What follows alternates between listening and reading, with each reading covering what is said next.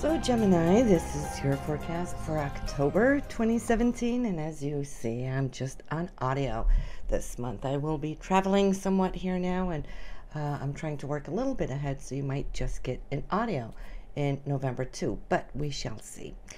Listen, we're starting out the month with the full scope on your fifth house. There's love, joy, romance, creativity. You're really going to be radiant and shining here in October with the Sun, Mercury, Jupiter, and the new moon in this area.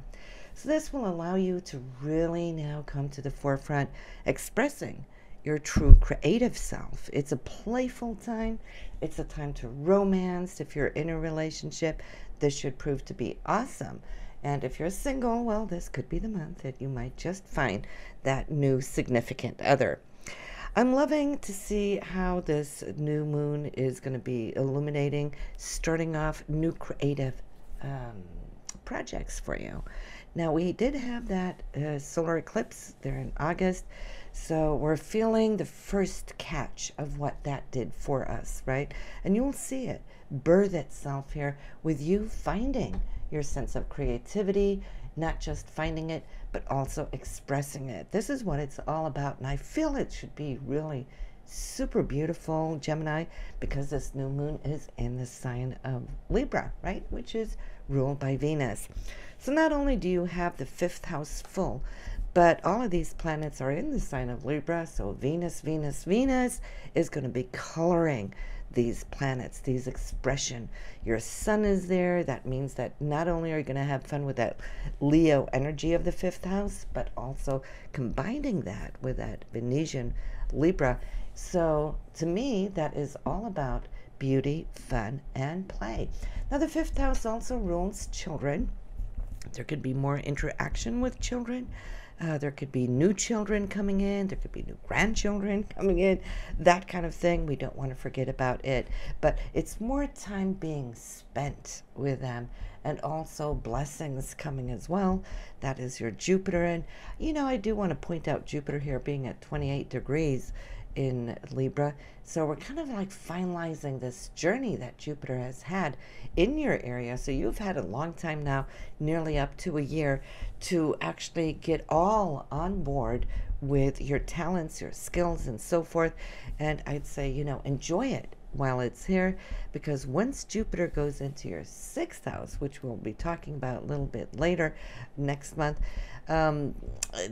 Jupiter is going to be looking at how you work, okay, the way you work, your efficiency, and so forth.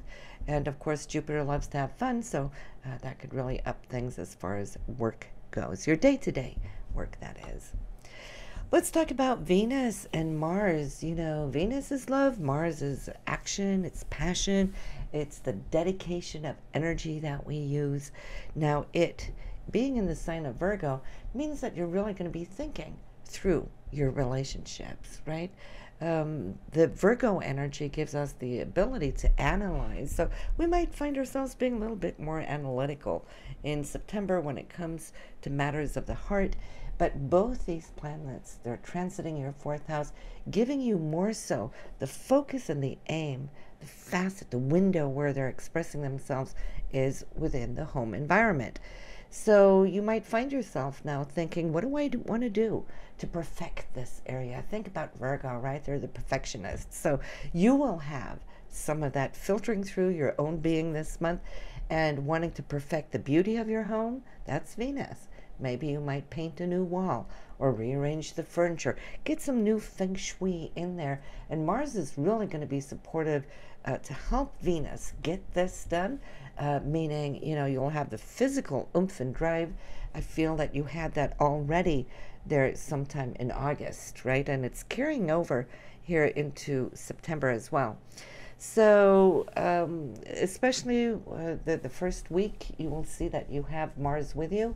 To go ahead, start cleaning out that garage, or, you know, rearranging your closets, color coordinating them. That could be a beautiful Venetian way to get your closets all in order, right? And but also romantically, this is a time for you love bugs to really enjoy yourself at home. right? That would be the perfect setting for you to take out that romantic energy this month. We also do have Saturn, moving forward now, which is great. It's starting to pick up speed in your relationship area. Now, this has to do with either your significant other in a relationship, but also partners that you work with closely, one-on-one. If you feel things have been somewhat slow, that is because Saturn has been retrograde for many months, as you may already know, of course, but when it moves forward, it's picking up all the bits and pieces that you have been working on, working through, processing, and so forth. So I feel there's a lot of good stability that's coming now. I feel you and your partner could now have a really on the same page here, shooting for new goals. And I say that because it is in the sign of Sag. Always think about that as shooting an arrow towards a new horizon, right? And Saturn is the glue that keeps you together. It's also very karmic. So I can see how things now will, as Saturn is finishing its tour in this area, really getting you guys up and running and committing to new things, new levels of your relationship. Pluto is in your 8th house on its long-term journey there. What I'm loving about Pluto here this month, the 8th house has to do with shared resources, right? It has a beautiful trine to both Venus and Mars and your home area. So that could be maybe if you're looking, for example, for a home equity loan or something, you could get that this month. The door should be open for you, Gemini, since the 8th house rules, loans that financial institutions, also payouts as far as investments, commission royalties. So some of you might just see money coming to you from one of these areas as well, and that's why I wanted to mention that it could tie into your home since the trine is going into the home and family-based area. Of course, it could even be inheritance, property settlements, and so forth if you're waiting on it. Well, the door is opening up as we start off the month. I'm sensing, you definitely have been searching for the ideal as far as your work. And that's what keeps your Gemini mind always very creative, right? And so as we start off on the 1st, like I mentioned, Pluto, Mars, they are trine. Venus and Pluto, they are trine. So the first 3 days of October will just perform magic for you. And then I'm seeing how you could feel on the 5th, pretty much, very much so, I'd like to say in love. This is a day where you want to circle your calendar for a romantic dinner or outing, or also just having a in-dining, right, romantically spent. So the first few days, this first week of October, Gemini, seems to be absolutely beautiful. And then we're going to be put to the test here between the 8th and say the 14th, say 15th, add that in too. So we have a whole week. First week is good. Second week, we're really up against making some choices. These choices and decisions are all about, what do I really, really want? Do I want this? Do I need this?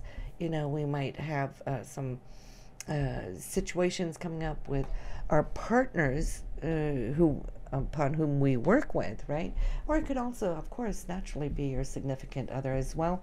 But it's more like looking at, where are we going? What do we want to do? How do we want to do this? And so forth. So for you, this testing period is between your 4th home and family environment and partners.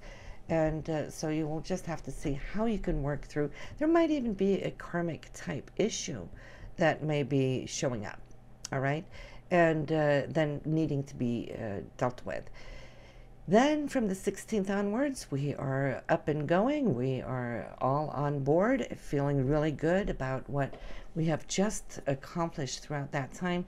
The Sun and Saturn now all in agreement, knowing that we're good to go.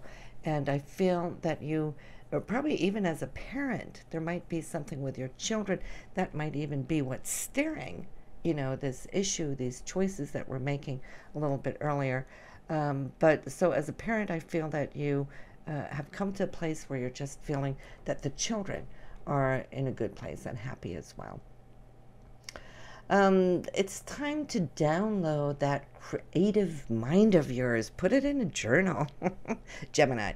For those of you who love to write, which I know many of you are, this is a very highly inspired time for you to go and create from the mind, from the higher mind, something that I feel ties into your imagination. For others, there is good news coming in, which has to do with your career. I feel this could be the key in the door. So between the 24th and 26th, this good news could really unlock something within your career. All right, so if you're waiting for something, whether it is an interview or a review with your superiors, well, this should absolutely go off the chart. I feel that you have worked for it. So it's not just something coming out of the blue in which you don't feel you deserve, right? Because this is definitely something I feel that you have worked for, and here we go, the initiation of, and this is between the dates of the 24th and 26th. I feel that would be wonderful days for you, golden days to look forward to. Might be a little bit here on the emotional front on the 27th, when Pluto and Venus, they come together in a square. So it's more about our will factors, what we want as opposed to maybe what perhaps maybe somebody else wants. But I'm sensing that you're really feeling what it is you're wanting. So you're standing your grounds, Venus now into your 5th house of creativity, self-expression. So you might have to stand up for what it is and your viewpoint. And good for you, that will really establish that energy out in the field, right? So let's talk a little bit about the moons. We have that full moon, October 5th, 12 degrees in Aries. That is in your area of hopes and dreams. So my take on that, Gemini, is that this area is going to be illuminated for you, where you could stand center stage upon the area, say within the circle of friendships, acquaintances, and so forth, groups, or those of you working on the social networks. This could be your time to really shine, where things are coming out to those groups, right?